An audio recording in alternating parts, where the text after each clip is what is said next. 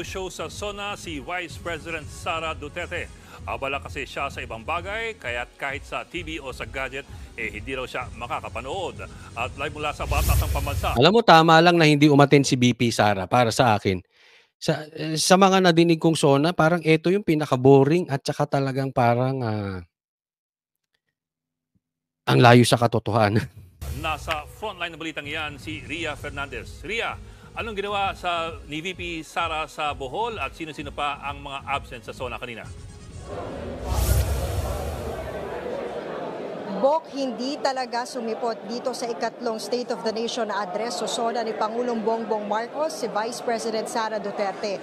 Maski ang ilan niyang mga kaalyado absent din dito sa SONA.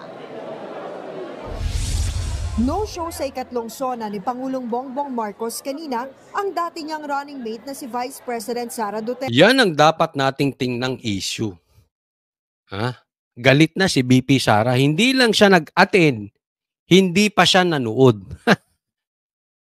That is a very heavy statement coming from the Vice President herself. Di ba? Matindi yan. Hindi siya nanood.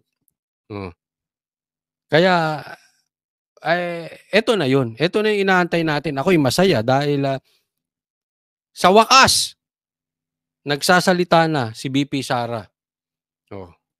Ito ang unang beses na umabsent ang Vice-Presidente sa SONA ng Pangulo. Nauna na rin niyang sinabi noong nakaraang linggo. Kanina, bago pa man magtalumpati ang Pangulo sa batasan, naglabas na ng pahayag ang Office of the Vice President na nagsabing hindi rin manonood ng SONA sa TV o kahit sa anong gadget ang Vice-Presidente. Nasa Bohol daw ngayon si VP Sara para makiramay sa pagpanaw ng Vice Governor ng probinsya at para pagaanin daw ang loob ng mga Boholano matapos isailalim sa preventive suspension ng ilan nilang lokal na opisyal.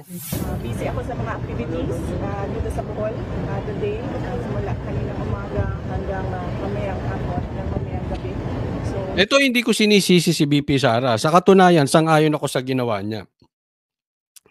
Pero kasi, sabi niya, busy siya. Well, I give her the benefit of the doubt. No? Na talagang busy siya. Kaya lang minsan, ang mga bagay-bagay, ay ang ating pagiging busy sa isang bagay ay depende lang yan sa priorities. 'Di ba? Minsan busy ka sa trabaho, bakit? Priority mo yung trabaho. Minsan busy ka sa kakainom dahil priority mo yung kainom. Minsan sasabihin mo busy ka sa tulog kasi priority mo katutulog. Sabihin mo busy ka sa gym. Bakit? Priority mo kasi mag-gym. 'Di ba? Ganun lang 'yun. Yes, busy si BP Sara. At paniwalaan natin. Pero sa tingin ko lang talaga rito, hindi niya na priority ang SONA. Kaya, bisi-bisihan. Hindi ko sinasabing sinungaling si BP Sara. Ang punto ko lang, hindi niya na priority. At sa wakas, ako'y agree doon. Kasi kung ako lang tatanungin talaga, bagamat ang tong SONA ay nasa batas, ito ay sadyang kumakain lang ng budget ng Pilipinas. Isipin ninyo, ilan ang ginastos dito? 20 million. Kumakain ng budget, kumakain ng oras ng ating mga politiko na dapat sila ay nakakapagtrabaho.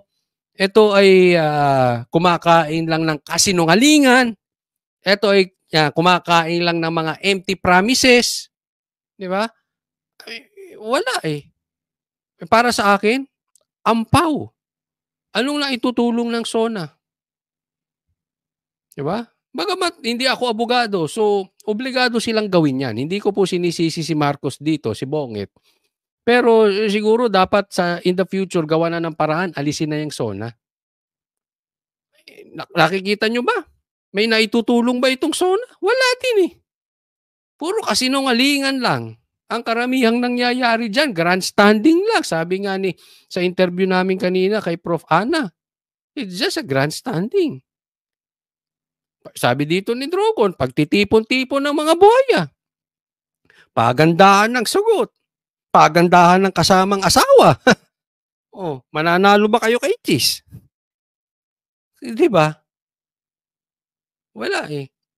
I mean, dapat ang presidente on a regular basis, maybe weekly, katulad nung ginawa ni PRRD noon, talagang siya yung nagpapapresko na nagkakaroon ng talk to the people. 'Di ba? Ganoon. Hindi na kailangan yung taunan na I mean, pag tiningnan mo naman, eto sinabi, eto realidad, ang layo, ayaw kumunik. 'Di ba? Kaya ang taong bayan, kaya nagkakaroon ng frustration 'di ba? Ang frustration ng tao ay nagmumula doon sa expectations and reality. Same thing dito. Yung sinabi at reality hindi konektado. Kaya nagagalit lalo ang taong bayan. Sana maalis na rin tong SONA na ito.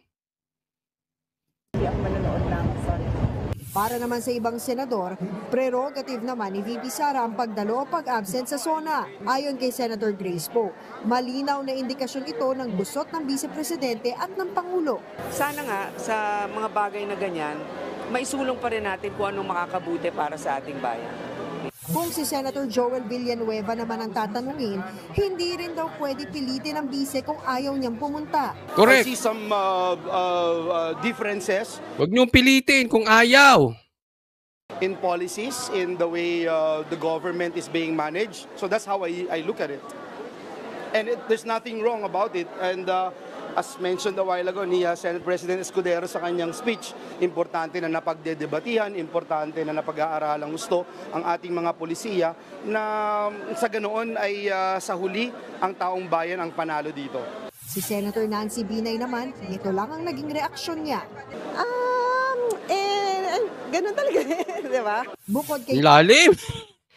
Binay. Nancy Binay, ang lalim nung ano mo. Ang lalim nung sagot mo. Ganun talaga. Ang lalim. Ha? Hindi maaarok ng abogado, Binay. Yung yung komentaryo mo doon sa sinabi sa hindi pag-attend ni VP Sara.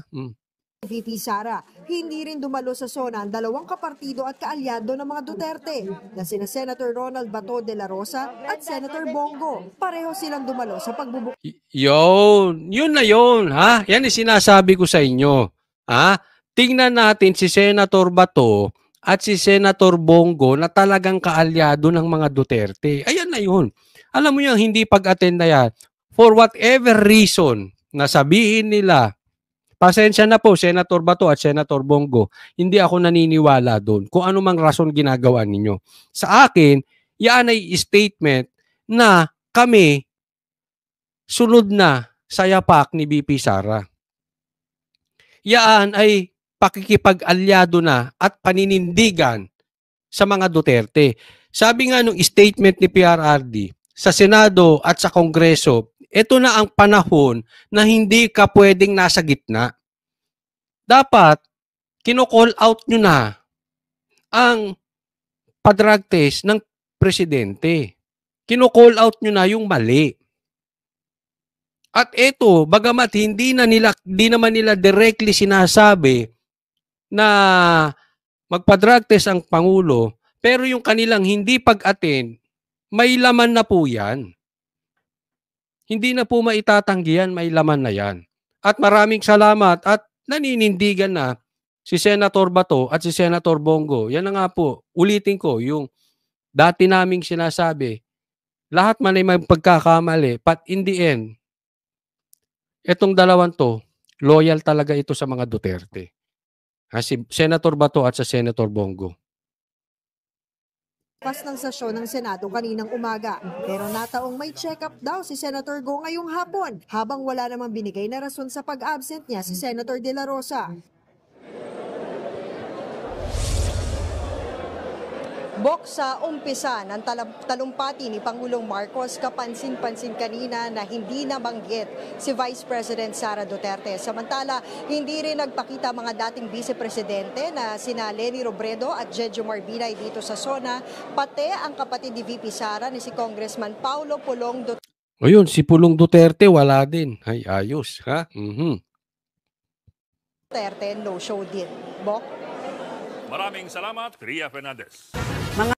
Yan, napakainit po ng